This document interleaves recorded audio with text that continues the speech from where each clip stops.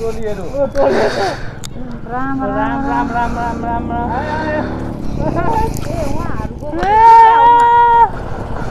यो अम्मा कहाँ पोला आइदैन यो अन्त राइट भनेको त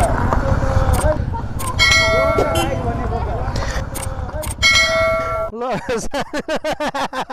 यहाँ प्रतिको स्थिति हेर के हो फेविकोल लाग्छ कि हो मेरो त बेइज्जत भयो भ्राको आम्मा मामा के हो यो त्यो कपडाले चिसो कोला ल हामी यो के ठाउँको नाम के भन्नु हजुर ल हामी यो के ठाउँको नाम के भन्नु हजुर तिल्के भन्ज्याङ हामी ठाउँमा आइपुग्यौँ अब यहाँ गलेर लखतरान बाटो त्यस्तै रहेछ देखिहाल्नु भयो अब यहाँ चिरन भाइ यहाँ बिन्दास मुडमा हुनुहुन्छ यहाँ अब हाम्रो पूजा श्रीमान ज्वाइँ भनौँ न अब उहाँ पनि अब यसो हल्का कोक पार्टी खाँदै हुनुहुन्छ यहाँ मेरो चेली पनि अब हामी यहाँ बसेर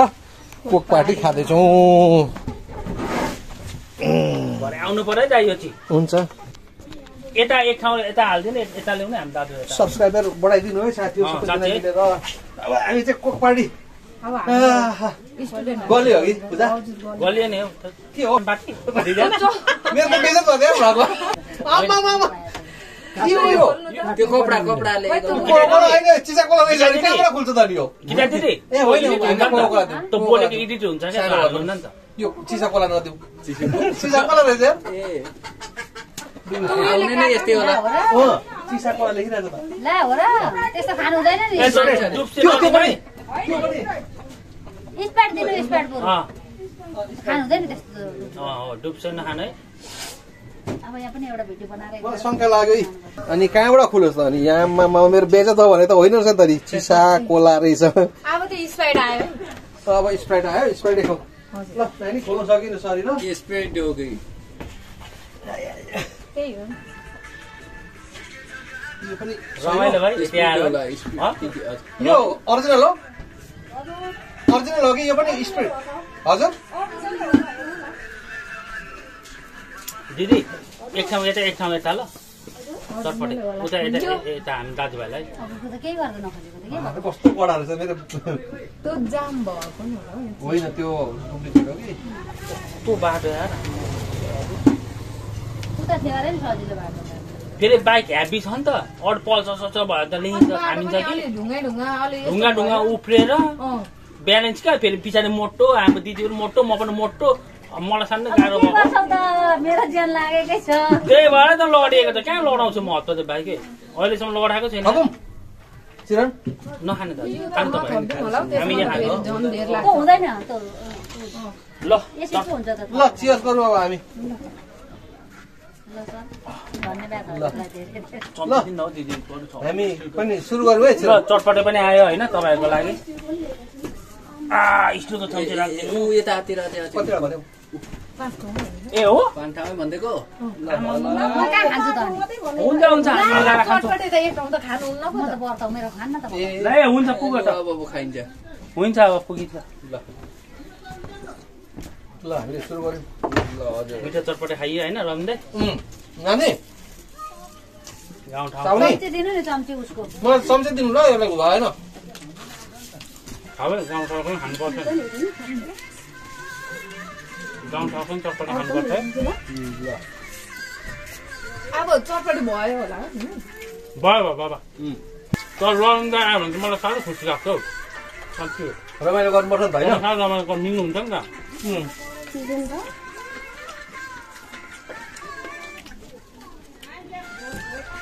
चटपटे कस्तो छ त दाइ राम्रो होइन मिठो मिठो गाउँ ठाउँको होइन दाइ यो सिस्नो पनि बेच्नुहुन्छ साँच्चै यतातिर ब्रोइलर सोइलर रमिन्छ काटेर खाउँ क्या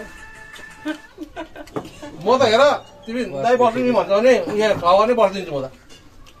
दाइ एक दिन पक्नु तपाईँ म प्रतीक भाइ ख्याम सर होइन हामी धेरैजना बस्नुपर्छ दाइ तपाईँलाई अस्ति दिन बस्ने गरी यताको राइट सडक सन्तकपुर जानुपर्छ दाइ बरु पैसा उठाउँछु दाइ रबिन दाइ दामी होइन बरु कति 4-5 हजार कति हुन्छ यसो तेल सेलको व्यवस्था हुँदैन बुलेट सोल्डरले गर्दैन अब टेन्टको बसाइ हल्का लैजाउँ बेलुका नाचौँ साचौँ अनि त्यो सोरुमले तेल सेल हाल्ने काम गर्दैन गर्दैन सोरुमले खानेमा यहाँ तेल हाल्दै भयो नखानेलाई चाहिँ त्यही त नखानेलाई चाहिँ यसो यहाँ तेल हाल्दै नि यसो यहाँ 2टा रोटीले तिमीहरूको राइटिङ र फाइटिङ हुन्छ तपाईँलाई अनि खाने किन भेज खाना खाएको भन्ने थिएन मेरो व्रत आज खान्छु ए हजुर व्रत तर यस्तो गाउँतिर पनि आउनुपर्छ त एकचोटि राइड लिएर चाहिँ नि गाउँ ठाउँमा पुऱ्याउनु पर्छ है त एकचोटि यस्तो बाटो आइयो दुःख पाइयो होइन क्या इन्जोय गर्ने क्या ओलिम्पिकले जाँदै रहेछ यस्तो बाटोमा भगवानको कृपाले आइयो यो बाटो जाँदै रहेछ रेस कुद्दै रहेछ भन्ने पनि उयो भयो नि त यो भनेको कतिसम्मको लागि हुन्छ क्या हामी मरेर गयौँ भन्ने पनि एउटा उयो हुन्छ नि त सम्झना हुन्छ ड्रेस पनि राइडको लागि ज्याकेट भनेको ज्याकेट होइन भेस्ट क्या ड्रेस दामी खालको यो त कम्पनीले नै दिनु कम्पनीले नि दिनुपर्छ उनीहरूको गाडी चाहिँ 6 लाख हालेर किन्छौँ अनि आफ्नो तेल खर्च गरेर फेरि उनीहरूको मार्केट बढाइदिनु अरे त्यो पनि केही छैन एउटा के तातो न साह्रो यो हामीले भन्दा पनि हुँदैन क्या माथि हामीले मेन हेडक्वार्टर भन्नु तिमीहरूले चाहिँ यस्तो माग्छ बिर्ताबाट यस्तो म भन्छ अब म कुरा राख्छु सरसँग हामीले कुरा राखे त तपाईँहरूले कस्टमरले होइन म कुरा राख्छु मेन नजाने भनेर भन्दैछ भनेर भन्दिनँ मेन हेडक्वार्टरबाट यस्तो के छ फेसिलिटी कस्टमरले राम राम राम राम राम राम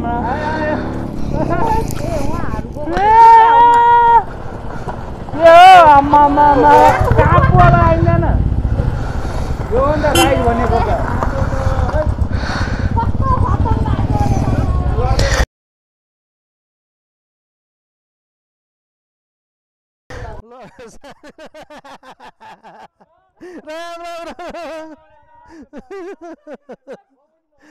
लड्यो क्या उयो लड्यो न राम राम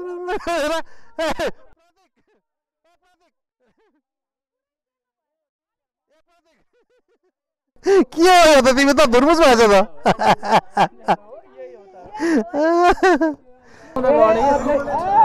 गुरु सकुशल चाहिँ हामीहरू नै आएको हामी नलडिकन आएको तर तपाईँहरू एडभेन्चर भयो अनि 3 पाले हुँदैछ क्या एडभेन्चर भयो एडभेन्चर एकदमै हामी चटपटी खायौँ अनि पेप्सी खायौँ त्यति नै हो हो र हामी झन्डै 45 मिनट भयो 2 निन्द्रा भयो भ्याउनु भएन र होइन आरामसँग बस्यौँ रमाइलो भयो चिसो खाइयो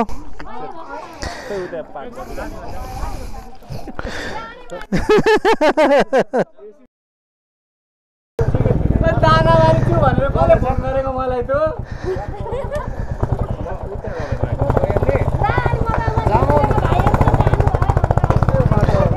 यहाँ प्रत्येकको स्थिति हेर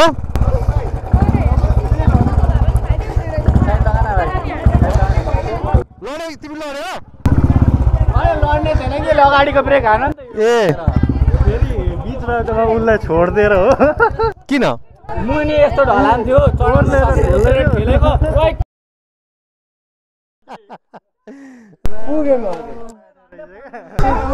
अनि कहाँ माथि पुग्नु भयो ल हौ ल रमाइलो भयो आजको यात्रा चाहिँ बाटो त म पनि पहिलोचोटि अब अरू एकवटा छ अरे बिर्ताबाट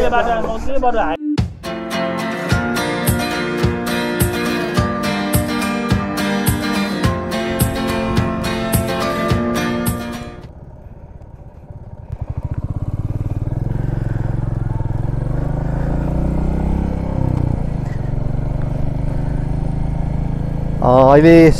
7:19 गयो म खुदनाबारी हुँदै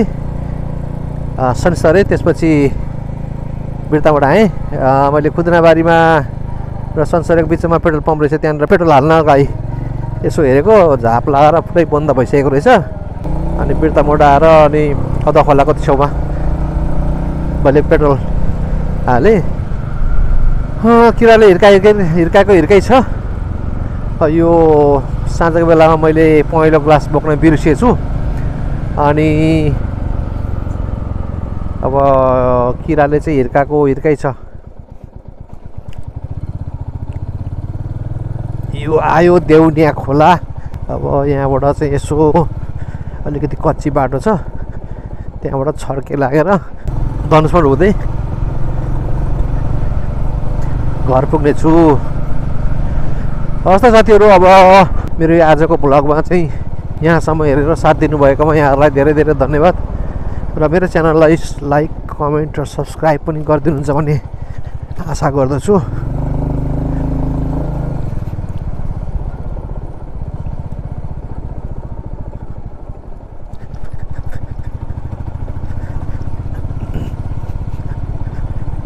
अब बुस्ट हुन सकेन मेरो च्यानल, अब के कारणले थाहा छैन। 279 भएको 20-25 दिन भइसक्यो। अब आज ग्रुपमा अब यो आजको राइडिङमा चाहिँ अब 5-6वटा बढ्ने आशा गरेको छु। साथीहरूले अब अवश्य सब्सक्राइब गरिदिनुहुन्छ भन्ने आशा गर्छु। र मेरो यो च्यानललाई सब्सक्राइब गरिदिनु हुन अनुरोध गर्दछु। म चाहिँ पैसा तिरेर बुस्टिङ नगरौँ भन्ने सोचाइमा छु। मलाई अब एउटा रमाउने मेलो हो यो, अब मान्छेहरूले पैसा कमाउनको लागि गर्यो भनेर अनि कहिले भन्छन्। अब पैसा कमाउने भन्ने हिसाब किताबले भन्दा पनि मैले रमाउने, आफ्नो एल्बम बनाउने, आफ्नो यादहरूलाई कैद गर्ने हिसाब किताबले मैले यो ब्लग कार्य सुरु गरेको हुँ। अब गर्दै जाँदाखेरि के हुन्छ अब त्यो हिसाब किताबमा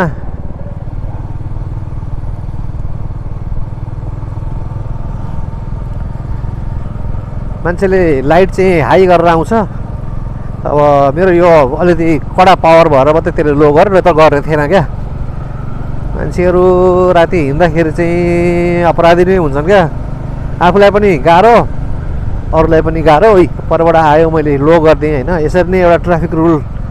पालना गरेर सबैजना हिँड्यौँ भन्ने बाटोमा त सहज हुन्छ नि सबैलाई। अब उसलाई कति सहज भयो, मलाई पनि सहज छ। अब लाइट हाई छैन, अब ऊ कट्यो, अब लाइट हाई गर्ने हो। अब उता कोही आयो भने फेरि डिम गरिहाल्ने हो। यो ड्राइभिङमा चाहिँ यति अनुशासन भयो भने धेरैलाई सहज हुन्छ, आफूलाई पनि सहज हुन्छ। सबै अनुशासित बन्नु होइन र अनुशासितपूर्वक आफू पनि ड्राइभ गरौँ। अब ट्राभलर रबिन भनेर चाहिँ ब्लग सुरु गरेको छु।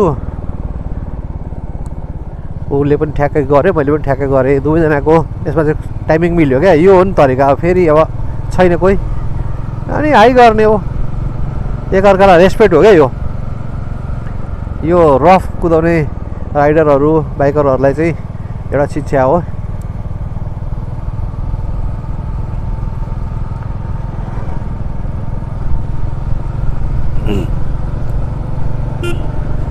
आफू पनि एकदम रिक्समा हिँडेको हुन्छ त्यस्ता मान्छेहरू, विशेष युवा वर्गहरूलाई र लेडिजहरूलाई यो लाइटको ठुलो महत्त्व छ। यो लाइट कसरी चलाउने, कसरी बाल्ने, कसरी साइड दिने, यो कुराहरू चाहिँ एकदम जस्तै उताबाट आउने बित्तिकै मैले अब यसलाई चाहिँ लो गरेँ। यति गर्न सकिन्छ क्या, यति गर्न सकिन्छ। उहाँ एउटाले पार्किङमा चाहिँ हाई गरेर राखिरहेको छ कि क्या हो। ला त म पनि हाई नै गरिदिन्छु।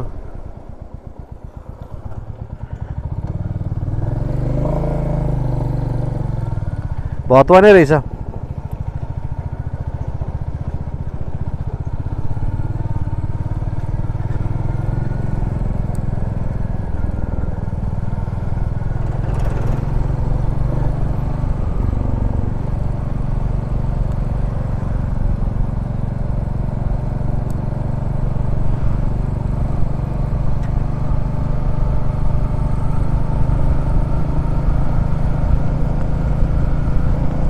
र अहिले 7:24 गयो।